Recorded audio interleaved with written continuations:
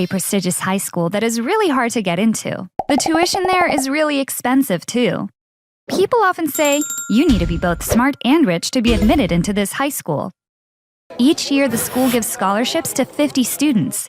These students are picked based on their academic or athletic achievements. I'm on the swimming team, but unfortunately, I don't have a scholarship. My dad pays a small fortune to the school. My best friends Jasmine and Emily are also on the team. Swimming requires discipline. We need to train regularly.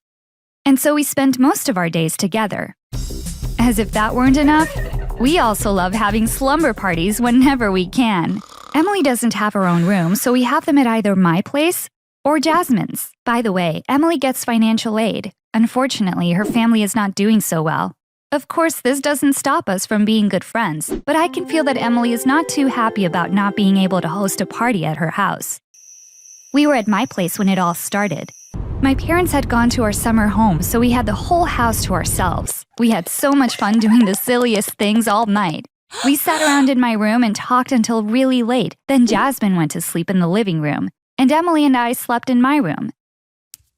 In the morning, I went into my bathroom. I put on my contact lenses. The night before, I'd put my ring right next to the lenses, but I realized it wasn't there anymore. I was sure I put it there. I looked around, but I couldn't find it. I was really upset because my mother had her own jeweler make this ring for my 15th birthday. I'm sure it's very expensive, but I didn't care about the money. It had huge sentimental value to me. I got dressed and went downstairs. Jasmine and Emily were making breakfast. I was just about to say that I couldn't find my ring, but I stopped. Emily slept in my room that night. In the morning, she used the bathroom before me. Emily is my best friend.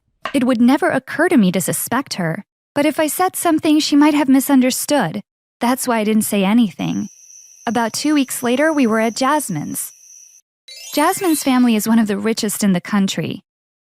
They have a gigantic house. Imagine, you have to call someone if you want coffee.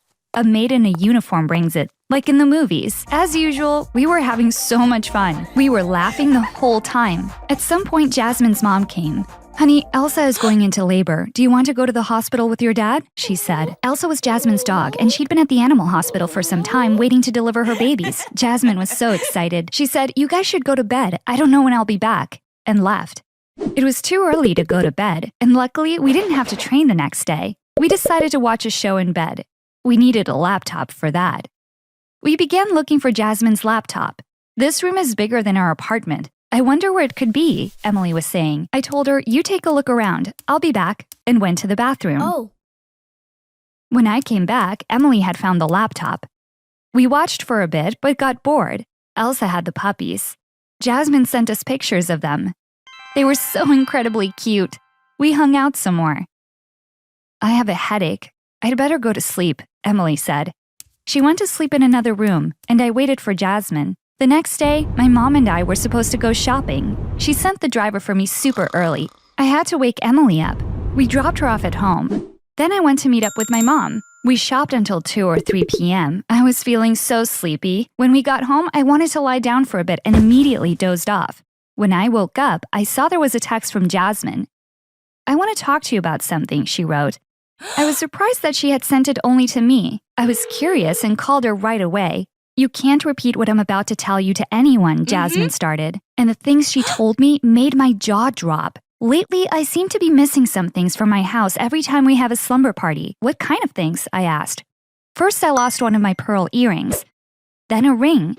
Last night, my favorite bracelet was gone. Unfortunately, I think it could be Emily. In fact, I'm pretty sure it's her. I just wanted to check if you've lost anything recently so that I can be 100% sure it's her. I couldn't believe my ears. I was feeling dizzy. I was about to cry. I only lost a ring. I couldn't find it after the last slumber party at our place, I said. Is that it? Are you sure? Jasmine asked. Maybe other stuff as well, but I'm only aware of the ring, I said. I just remembered. I checked our chat group. Emily hadn't written anything, which was very unusual. Did you say anything to Emily? I asked Jasmine. I was so angry, but I held back. I only wrote, why? She didn't respond. I got even more angry. Don't you have anything to say? I asked. But that message wasn't delivered. Obviously, she'd blocked me. She must have panicked when she figured I was onto her. After hearing all this from Jasmine, I cried for a long time. Was Emily a thief? How was she going to face us? And how should I be treating her? As these horrible thoughts were going through my mind, my phone started ringing. It was Emily. I didn't pick up because I didn't know what to say. A few seconds later, she texted, "What's up, girl?" I couldn't believe that she was acting like nothing had happened. Didn't she know Jasmine was going to tell me everything? Suddenly, it hit me. If Emily stole from us, she wouldn't be calling me. Could Jasmine be wrong? Maybe there was another explanation for everything, but I couldn't ask Emily, "Are you a thief?" If she were innocent, she would be so hurt to be blamed for this. As I was thinking, I had an idea. There was indeed a way to find out if she really was a thief. I hatched up a little plan and put it into action. I called Emily half an hour later. I talked to her as if nothing had happened. But Emily sounded really upset. I asked her what was wrong. She said she had a problem at home. "Do you want to come to my place? Elsa and her puppies have left the hospital. Jasmine is taking care of them. I'll have our driver pick you up. We can go to train together tomorrow morning," I said. Emily didn't want to come at first, but when I insisted, she said yes. If she could call me, it was obvious that she thought Jasmine didn't tell me anything. So I acted like I didn't know anything. We talked about this and that, nothing important. Thankfully, it wasn't a long night. We went to bed early since we had a train in the morning. I woke up way before Emily did. I had my alarm set. I got up. Earlier, I'd left one of my beautiful rings in the bathroom. I went in and checked. It was sitting right where I left it. I had also put a bracelet on the bedside table. It was also still there. You got my plan, right? I put my valuables in different places around the room before Emily came over. And then I made excuses to leave her alone in the room a few times. I woke up really early in the morning and checked all the jewelry I left around to test her. Everything was still there. If she'd wanted to steal, she could have. I was incredibly happy. I woke Emily up. "Girl, we need to go to Jasmine's. There's a misunderstanding that we need to fix," I said. Emily opened her eyes. "There is no misunderstanding. I will never talk to Jasmine again. She's out of my life," she said. What in the world was happening? How could Emily talk like this? I had to tell her everything since we had to clear her name, and I did. Emily listened silently. When I was finished, she was quiet for some time. Then without even looking at me, she said, "So you tested me." She was offended, and rightly so. I didn't know what to say. Emily turned to me and said, "Lucy, Jasmine is the one who stole your ring. She's a kleptomaniac." This was the first time I'd heard the word kleptomaniac. "Jasmine stole it? Why should she? What's a kleptomaniac?" I asked. Emily grabbed her phone. She Googled it. "Kleptomania is a psychological condition also known as impulsive stealing," she said. Then she read from a website. "Kleptomaniacs are impulsive. They are unable to resist the urge to steal. They don't actually need the things that they steal.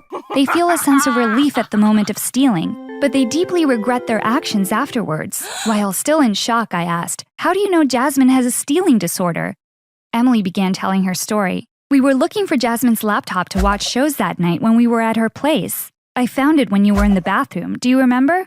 I nodded yes. Emily went on. "I was just about to log into Netflix when something caught my eye on the tab that was open. It had something to do with me. I read it since I saw my name there. I even took a picture. Take a look." I took her phone. I zoomed in and read, "I can end my friendship with Emily because of her perfume. If you don't have any money, then don't use perfume. Thanks to her, I learned that cheap perfume smells like cat piss. The whole house stinks when she comes here. Even Elsa doesn't come into my room." I couldn't read the rest. I gave the phone back to her. Emily said, "This is an online diary site. This is Jasmine's diary. Unfortunately, she left her tab open. I saw it by accident. I wish I hadn't. I didn't like finding out that I smell like cat piss," Emily said. She was shaking with anger. She goes on to talk about how she's being treated for kleptomania. It turns out that they discovered she was a kleptomaniac when she was very young, but she was treated for it. Years later, when they found out she was stealing again, she went back to therapy. I was shaken by all of this. "I understand everything now, but what happened between you two?" I asked. I figured out Jasmine was lying to me when I listened to Emily's version. Emily was very upset, and she sent Jasmine the picture she took of her diary. Jasmine blocked her without answering, because she figured Emily knew about everything, including her kleptomania, which was also in that diary entry. The rest you already know. Jasmine called me up to hide what she had done and told me Emily was a thief. She must have thought I would cut all ties with Emily and never figure out that she was the real thief. Of course, the opposite happened. We stopped talking to Jasmine after that. When she saw me with Emily the next day, she realized that I knew. She turned around and ran. We are still in the same school and on the same team. We never talk to her, even though we see her all the time. She is too ashamed to look us in the eyes now.